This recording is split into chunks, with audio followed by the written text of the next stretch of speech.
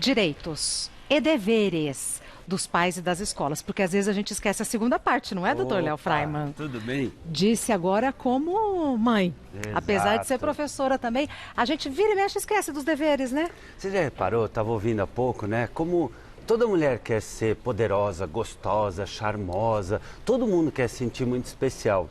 Quando é que a gente vai ajudar as crianças e adolescentes a fazerem um mundo gostoso, um mundo poderoso, um mundo feliz?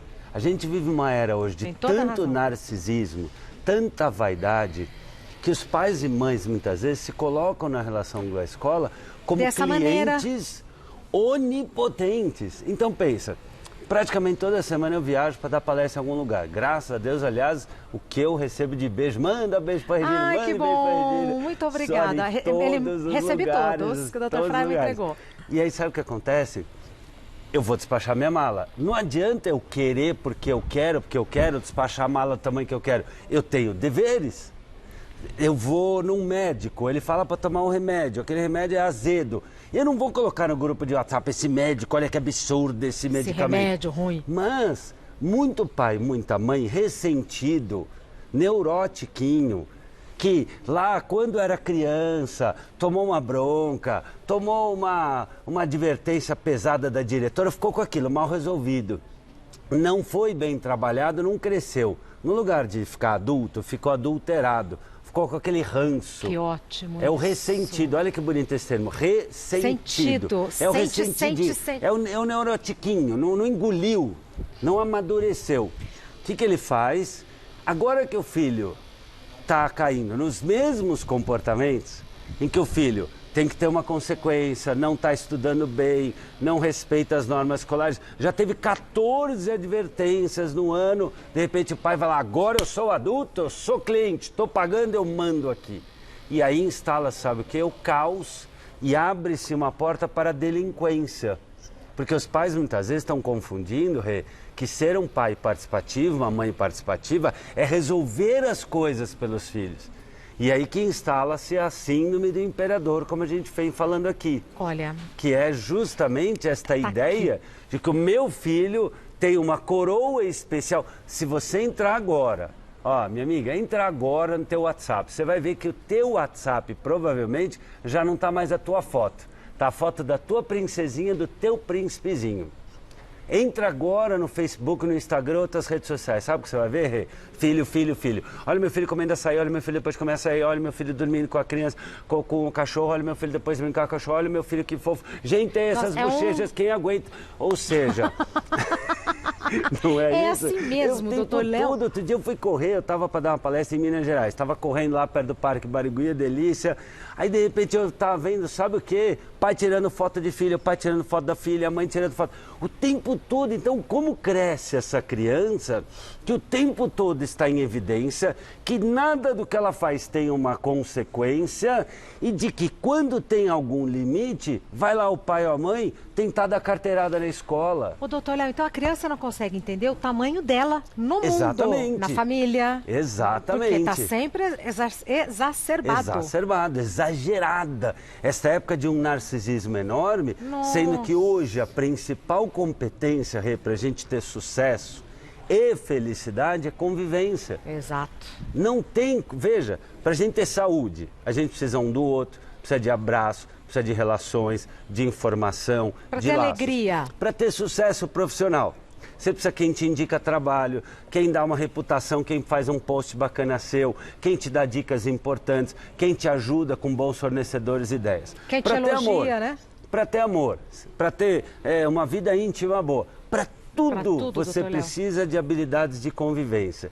E quando os direitos e deveres dos pais na relação com a escola não são bem trabalhados, a criança não desenvolve isso, essa competência socioemocional de lidar com as relações humanas. Ela vai se tornar chata, birrenta, mimada, gastona e sabe o que? Infeliz. Porque ela não vai aprender a ter uma diversidade e superar. Ter uma opinião diferente e acolher. Se frustrar, encontrar dentro de si recursos e crescer. Que tipo de pessoa vai sair disso?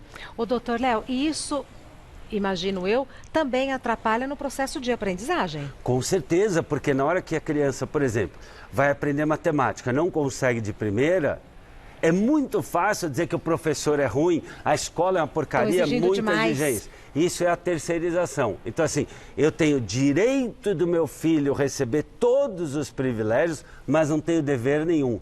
Então, antes de contratar uma aula particular, antes de botar foto falando mal da professora no grupo de WhatsApp, antes de ir lá tentar brigar com a professora, assim, filho, como é que está o teu caderno? Filha, como é que estão as tuas anotações? Como é que estão as aulas? Isso, como é que você tem prestado atenção? Escuta, quantos recursos na internet você já tentou? Já baixou algum aplicativo? Já sentou com algum amigo para estudar?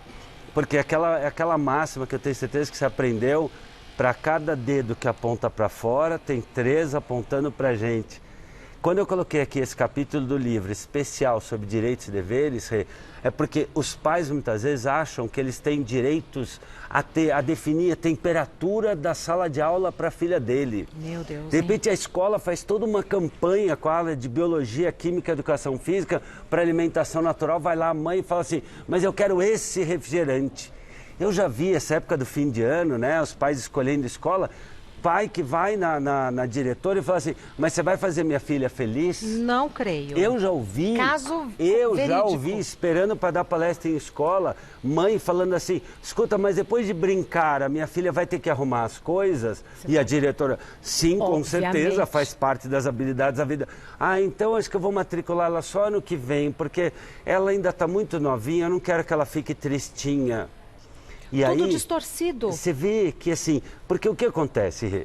Há 20, 30 anos atrás, quando muitos pais e mães hoje eram crianças, existia um jeito certo, errado, existiam referências. Seu pai ou a sua mãe sentavam na cabeceira, tinha regras do certo, do errado, do privado e do público. Sim. De repente as coisas eram transferidas como a avó orientava a tia, que orientava a mãe.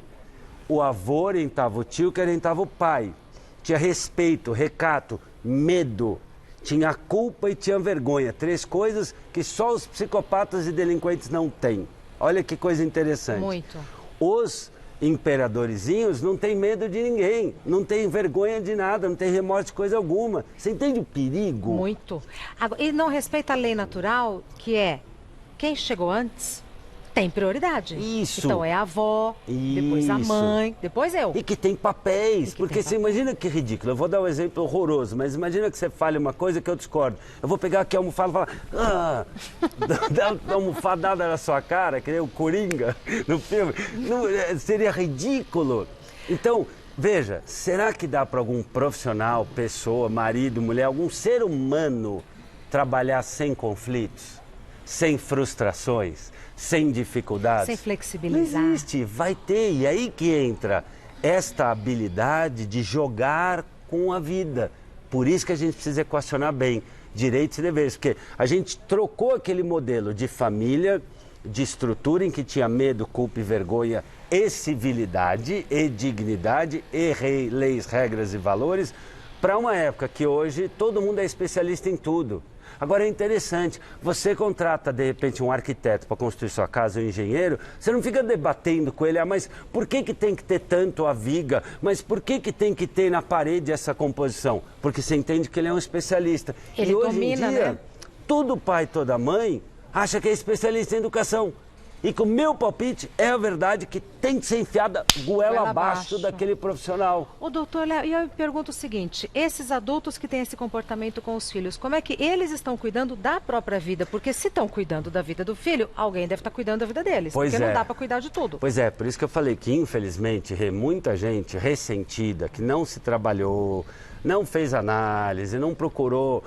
E veja, não é só o psicólogo, pode ser, vou conversar com o filósofo, com o padre, com o rabino, enfim. Vou ler. Não procurou se orientar na vida, porque todo ser humano precisa de ajuda, né? Se você olhar qualquer história antiga, os reis, os mestres, os primeiros ministros, sempre tinha um sábio, né? Sempre tinha alguém, um conselho. Ninguém se faz grande sozinho. Tragédia e glória é preciso comunidade. Então, o que acontece? Esses pais são aqueles que muitas vezes também, num shopping, você está se aproximando do elevador, fecha, o cara fica assim, como com aquela vaidadezinha. É aquele cara que risca teu carro na garagem, mas não está nem aí. É aquela pessoa que se você, sem querer fechar, o cara vai na buzina.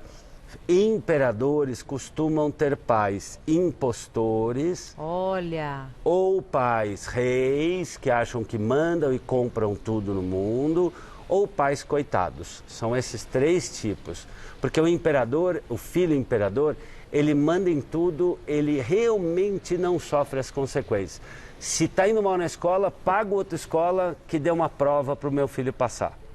E isso gera uma tragédia, Rê. Se a gente olhar hoje, são milhões de adolescentes. No meu consultório, eu vou te falar que hoje é quase metade das questões que vêm hoje ali, amorosas, profissionais ou acadêmicas, são filhos e filhas que foram crescendo nesta ideia de que eu tenho todos os direitos e nenhum dever. E quando a vida esfregou um limite, uma adversidade, uma frustração que não tem jeito, é o vestibular que eu não passei, é uma namorada que terminou comigo, é a banda que eu não fui escolhido, aí esse cara ou se deprime ou ele ataca o outro. E isso é terrível, é uma tragédia criada. Infelizes. Você pode se aprofundar nesse assunto, olha, acompanhando o Dr. Léo pelas redes sociais, comprando, adquirindo, lendo e compartilhando esse livro. O telefone do Dr. Léo, já vou dar o site e o Instagram. O telefone do Dr. Léo Freiman é 3813-5311, aqui em São Paulo, 11-3813-5311. Site leofreiman.com.br. Freiman, como a gente fala, com N de navio no final, leofreiman.com.br.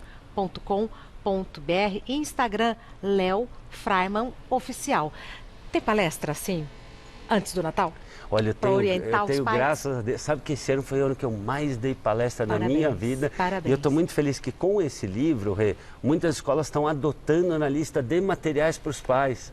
Porque traz uma série de propostas práticas para a construção de uma escola de pais. Por quê? Muitos desses pais que a gente falou aqui fazem o que fazem, não por maldade ou porque não amam, mas na boa intenção desastrada. E a palavra desastrado vem de des, que é não astrado, ou seja, desabilidoso. Então, se a gente quer ter pais ases, pais que são pilotos de uma consciência boa, é preciso educá-los. Então, muitas escolas estão colocando na lista de material livros para os pais se tornarem mais capazes de contribuir com uma educação coerente. Aliás, boa sugestão de presente, não né? Não é? Tá chegando aí o Natal. Sutil, é uma coisa muito sutil. Olha, muita família tá aqui para o seu imperadorzinho, para sua princesinha. Os presentes já estão, né, pronto. Cada um que tira suas próprias conclusões. Nos vemos a falar nisso antes do final do ano? Sim, com certeza, antes do final do ano. Bom. Então, prazer sempre muito enorme obrigado receber. Pela oportunidade. Até a próxima. Sempre bom estar aqui. Digo mesmo. Obrigada, viu?